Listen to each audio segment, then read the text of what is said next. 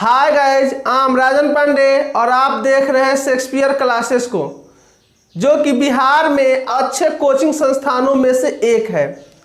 और इसका प्रमाण है हमारा हर साल का बेहतर से बेहतर रिजल्ट।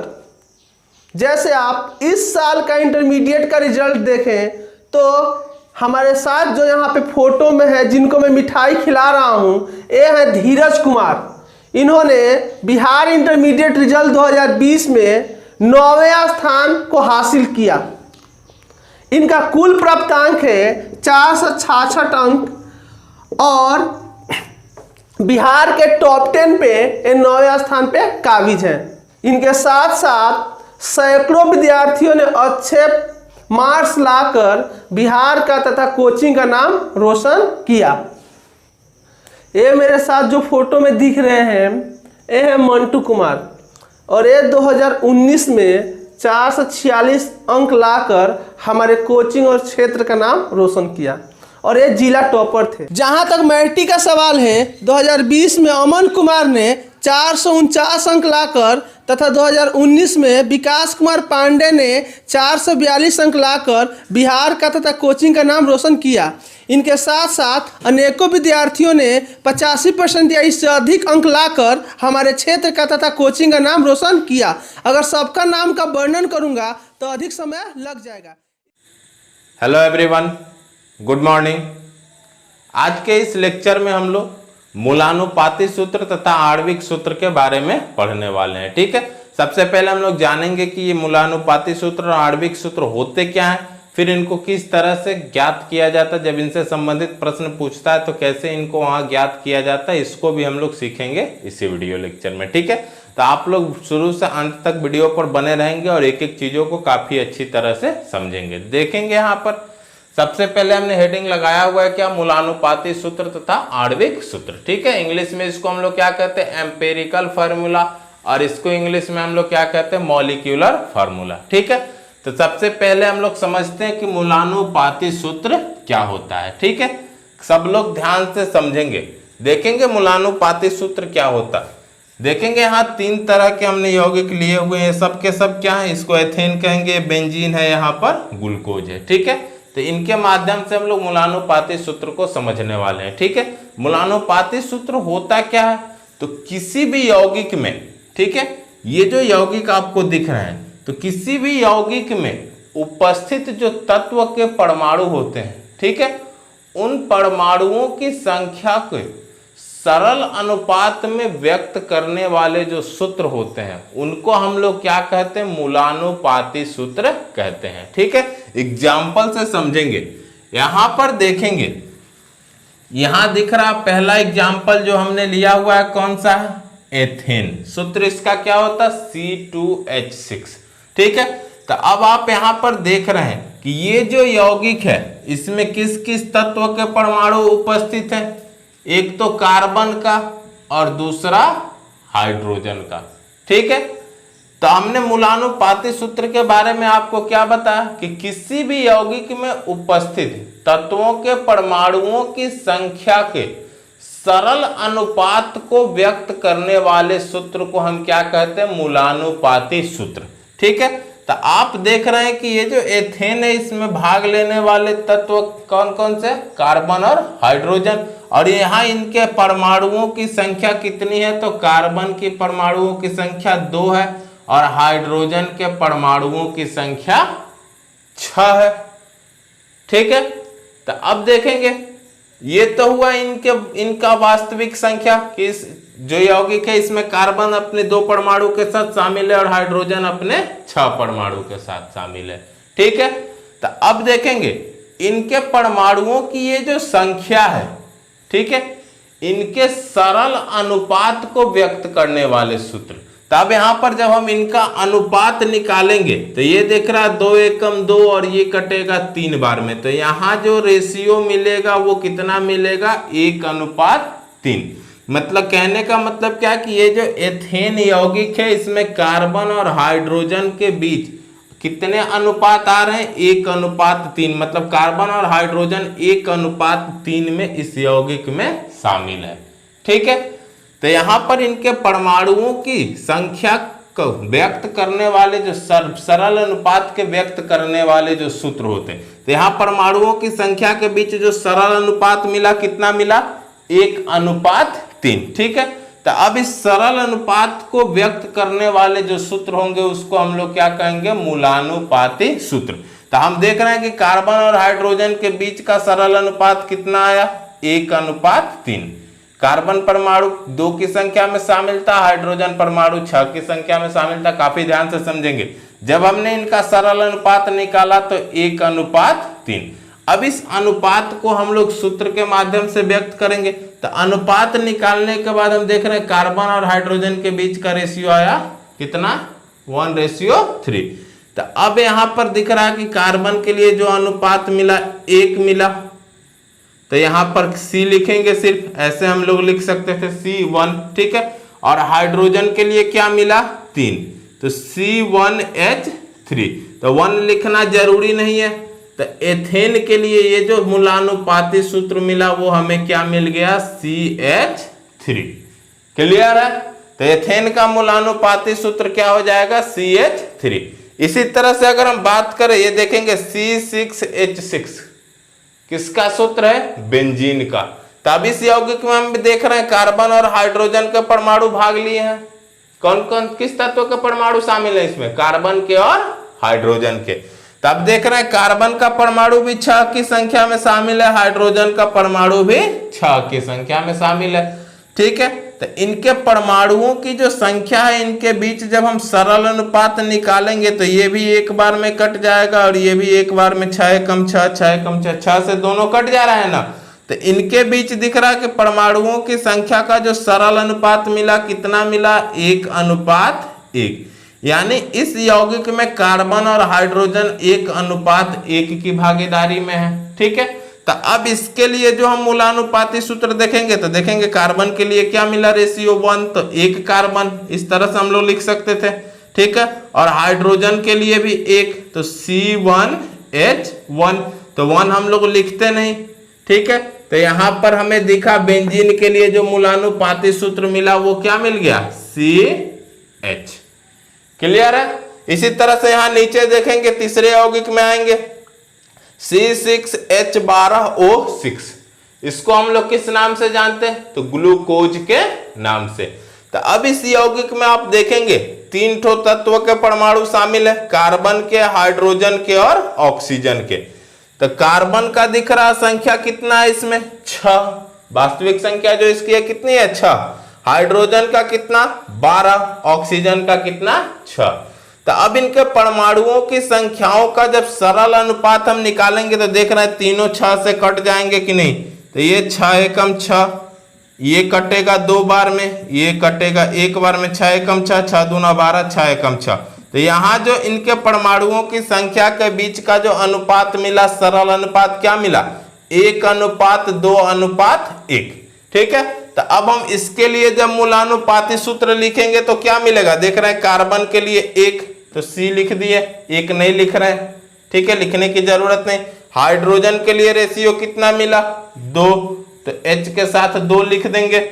यहां पर ऑक्सीजन के लिए 1, तो 1 O लिख देते हैं, 1 लिखने की जरूरत नहीं। तो अब यहां पर ग्लूकोज के लिए मूलानुपाती सूत्र आपको क्या मिल गया? CH2O। क्लियर है? तो यहां पर हमने क्या देखा कि किसी भी यौगिक में उपस्थित तत्व के परमाणुओं की संख्या के, ठीक है, तत्व के परमाणुओं की संख्या के सरल अनुपात को व्यक्त करने वाले सूत्र को हम क्या कहते हैं? मूलानुपाती सूत्र कहते हैं। तो अब चले परिभाषा के तरफ, देखेंगे एकदम सिंपल शब्दों में हमने नोट कर दिया कि किसी यौगिक में उपस्थित तत्वों के परमाणुओं की संख्याओं के सरल अनुपात को व्यक्त करने वाले सूत्र को उस यौगिक का मूलानुपाती सूत्र कहते हैं। ठीक है, उदाहरण की बात करें तो पहले वाले एग्जाम्पल को हमने लैंग्वेज के रूप में लिख दिया है कि जब भी आप पढ़ेंगे आपको याद रहेगा। देखेंगे एथेन सूत्र इसका क्या होता है? C2H6 कि एक अणु में कार्बन और हाइड्रोजन के क्रमशः 2 और 6 परमाणु हैं। ठीक है, कार्बन के 2 हैं और हाइड्रोजन के 6 हैं। इसमें कार्बन और हाइड्रोजन के परमाणुओं का सरल अनुपात 1:3 है। ठीक है, अतः एथेन का मूलानुपाती सूत्र CH3 होता है। ठीक है, एक आया रेशियो किसके लिए आया, कार्बन के लिए, तो C लिख दिए, और 3 आया हाइड्रोजन के लिए यहां पर, तो H3 लिख दिए। ठीक है, तो इसका मूलानुपाती सूत्र एथेन का क्या मिल जाएगा, CH3। ठीक है, तो मूलानुपाती सूत्र क्या होता है आपको अच्छी तरह से समझ में आ गया होगा। ठीक है, अब चलिए हम लोग आणविक सूत्र को समझते हैं।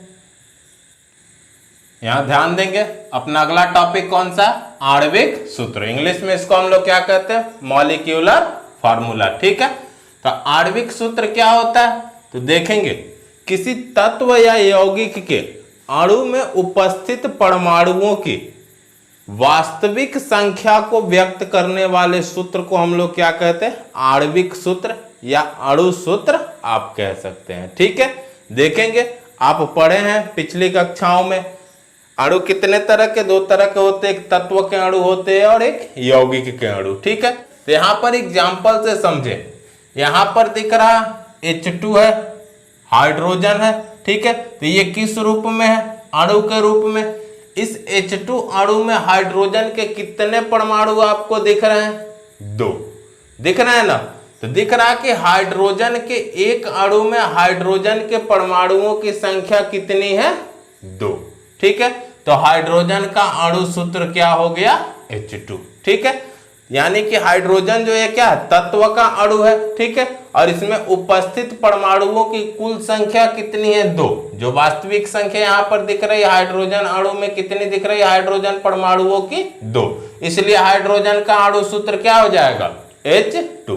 ठीक है, इसी तरह से बात करें जब हम H2O की, तो दिख रहा है कि H2O क्या कहते हैं, इसको हम जल कहते हैं। ठीक है, जल में दिख रहा है जो तत्व उपस्थित है कौन कौन से, हाइड्रोजन है और ऑक्सीजन है। तो जल में हाइड्रोजन के परमाणुओं की संख्या 2 है और ऑक्सीजन के परमाणुओं की संख्या 1 है।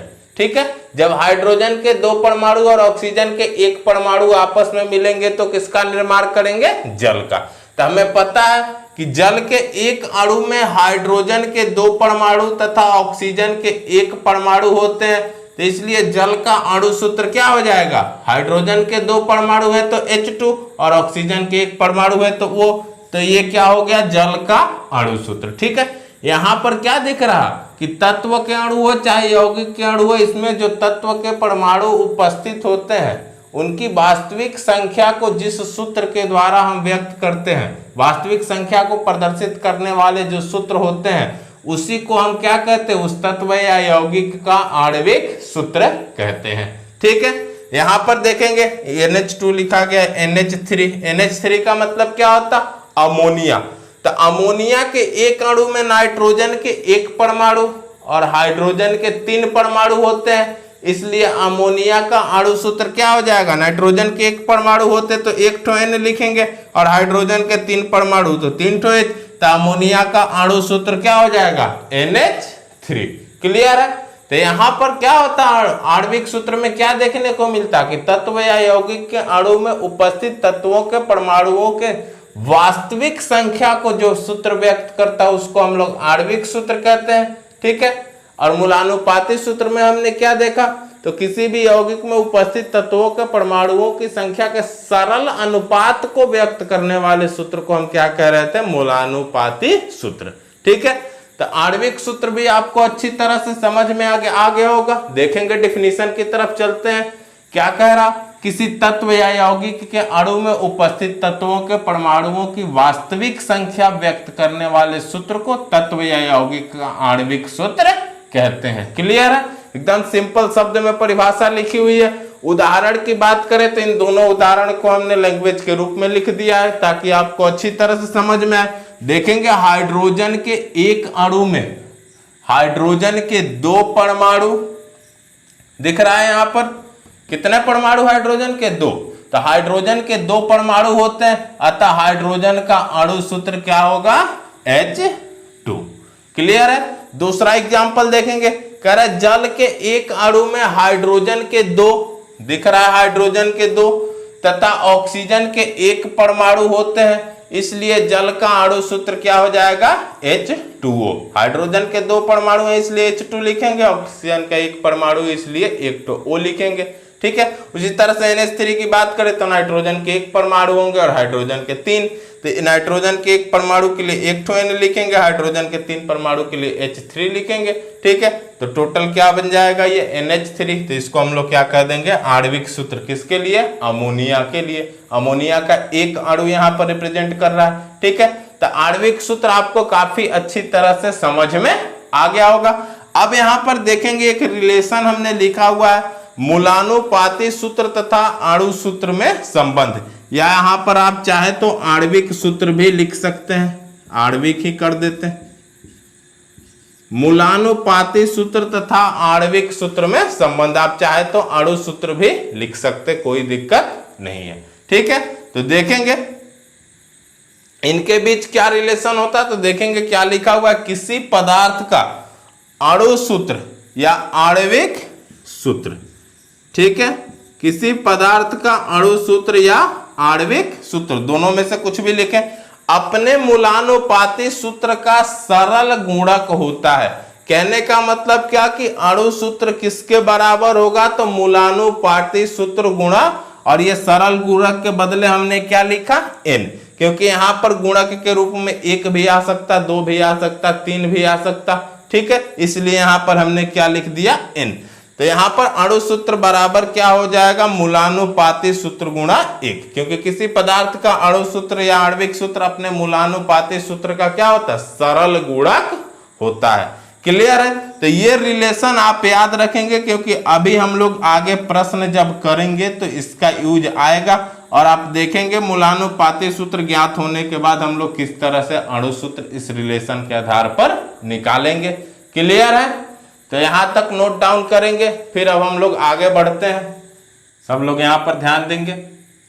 अगला टॉपिक अपना क्या है, मूलानुपाती सूत्र ज्ञात करने की विधि। ठीक है, किस तरह से हम लोग मूलानुपाती सूत्र ज्ञात करेंगे, यहां देखेंगे 3 विधियां हमने यहां पर लिखी हुई है। सबसे पहले क्या करना होता है कि जो भी यौगिक दिया रहता है उसमें जो उपस्थित तत्व होते, ठीक है, उनकी प्रतिशत मात्रा में उस तत्व के परमाणु द्रव्यमान से क्या किया जाता है, भाग दे दिया जाता है। ठीक है, जो भी तत्व आपको दिए होंगे जिनकी प्रतिशत मात्रा प्रश्न में दी हुई होगी, ठीक है, तो उस प्रतिशत मात्रा में उस तत्व के परमाणु द्रव्यमान से हम क्या करेंगे, भाग दे देंगे। परमाणु द्रव्यमान किस तरह से निकाला जाता है तत्व का, या कैसे, वो आपको पता है।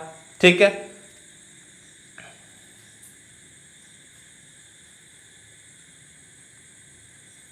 यहां देखेंगे अपना अगला टॉपिक कौन सा है, मूलानुपाती सूत्र ज्ञात करने की विधि। ठीक है, सब लोग ध्यान देंगे, 3 तरह की विधियां देखेंगे यहां पर हमने लिखी हुई है।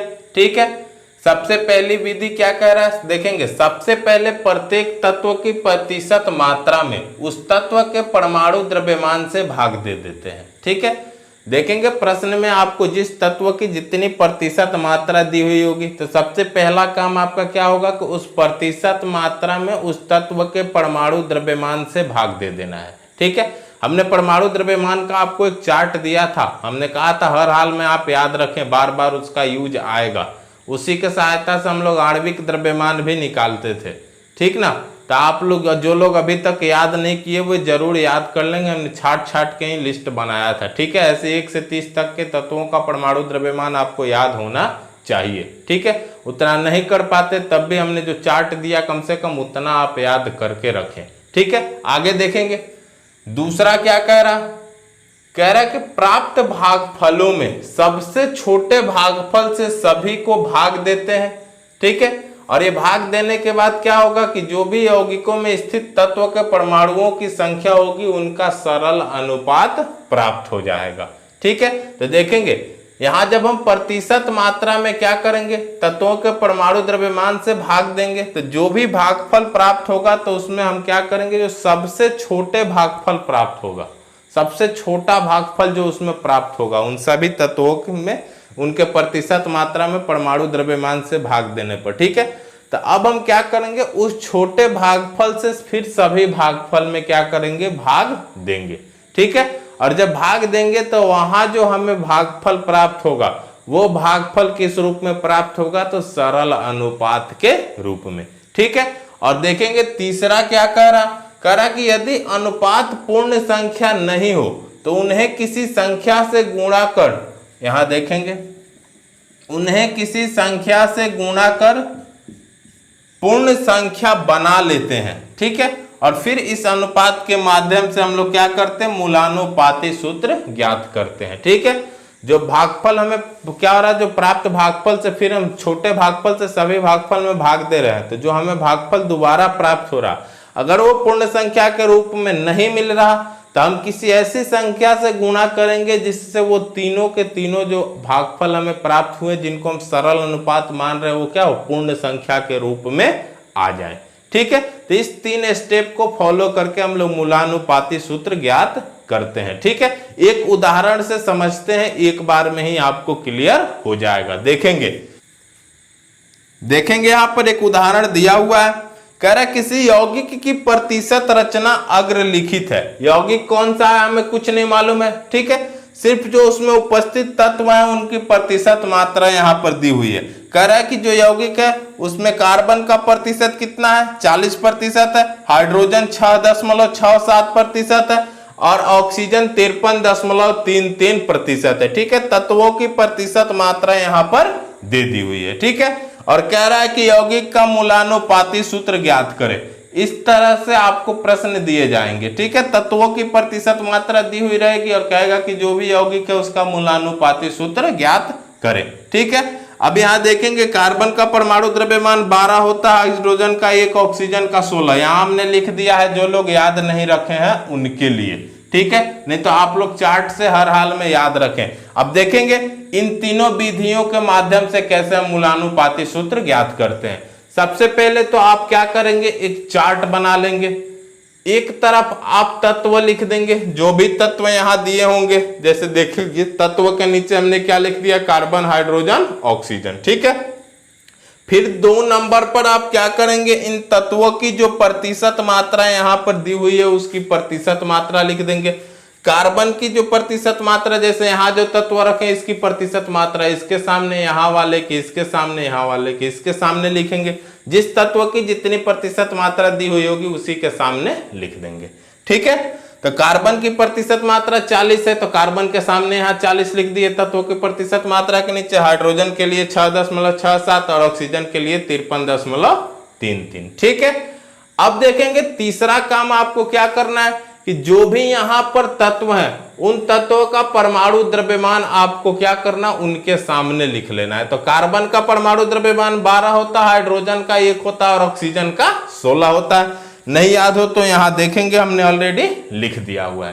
तो ये 3 काम आप अपना कर लेंगे। ठीक है, अब इसके बाद हम लोग चलेंगे विधि के तरफ। तो सबसे पहली विधि यहां पर क्या कह रहे हैं कि सबसे पहले प्रत्येक तत्व की प्रतिशत मात्रा में उस तत्व के परमाणु द्रव्यमान से भाग देते हैं। ठीक है, तो यहां पर पहली विधि हमने क्या लिखी हुई है, प्रतिशत मात्रा में भाग देना है, किससे, परमाणु द्रव्यमान में। ठीक है, सॉरी, प्रतिशत मात्रा में भाग देना है किससे, परमाणु द्रव्यमान से। ठीक है, तो यहां पर हम देख रहे हैं कार्बन की प्रतिशत मात्रा 40 है और भाग देना है इसके परमाणु द्रव्यमान से, जो कि कितना है, 12। तो हम यहाँ 40 में भाग देंगे किससे, 12 से। तो जब हम भाग देंगे तो भागफल कितना मिलेगा, 3.33।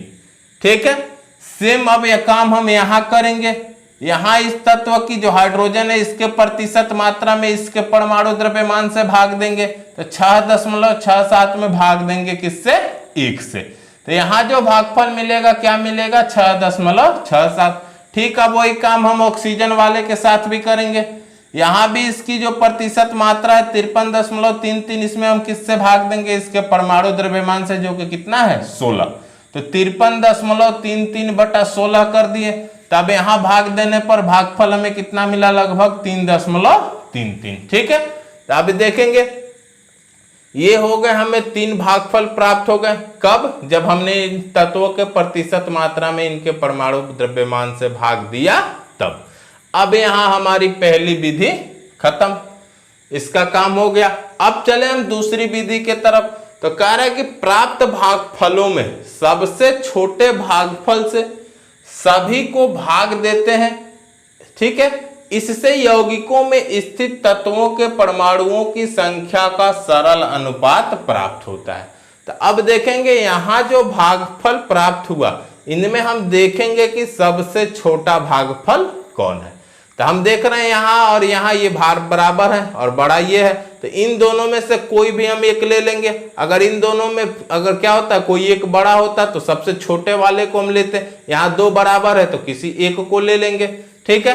तो अब जो सबसे छोटा भागफल है उसमें हम क्या करेंगे, ये जो सभी भागफल हमें जो ये प्राप्त हुए इनमें हम भाग देंगे, ठीक है।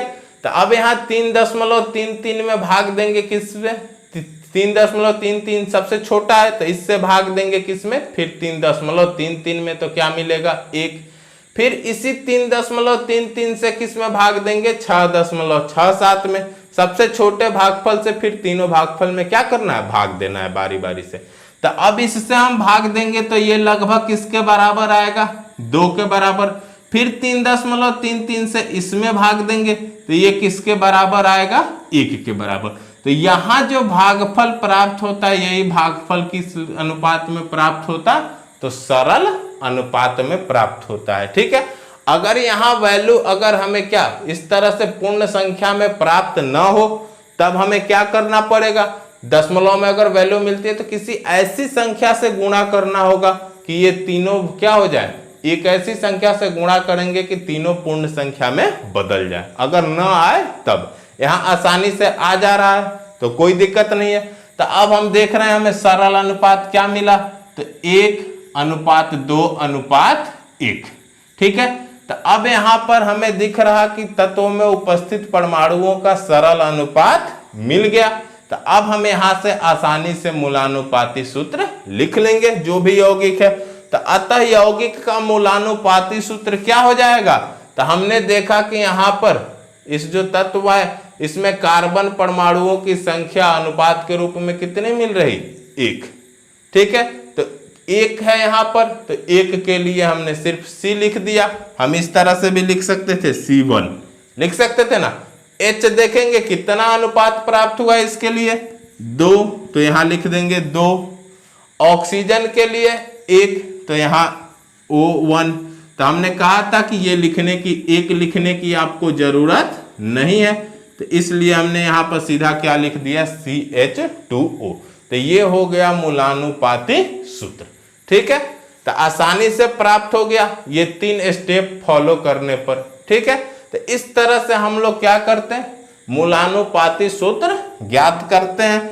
क्या होता है, किसी यौगिक की प्रतिशत रचना दे दी जाती, ठीक है, तत्वों के कितने प्रतिशत उपस्थिति है उस यौगिक में ये दे दी जाती और आपसे कहा जाता कि मूलानुपाती सूत्र ज्ञात करिए, ठीक है। तो इसी तरह से ये 3 स्टेप फॉलो करके हम लोग मूलानुपाती सूत्र ज्ञात करते हैं। तो उम्मीद है आपको काफी अच्छी तरह से समझ में आया होगा, ठीक है। इससे संबंधित आगे की चीजों को हम लोग अगले लेक्चर में पढ़ेंगे, नहीं तो लेक्चर काफी ज्यादा बड़ा हो जाएगा। इससे संबंधित कुछ और प्रश्नों को हमने PDF में दिया हुआ है जिसको आप सॉल्व करने की कोशिश करेंगे, ठीक है। अगर आपसे नहीं बन पा रहा तो हमारे पास मैसेज करके जरूर पूछेंगे। थैंक्स।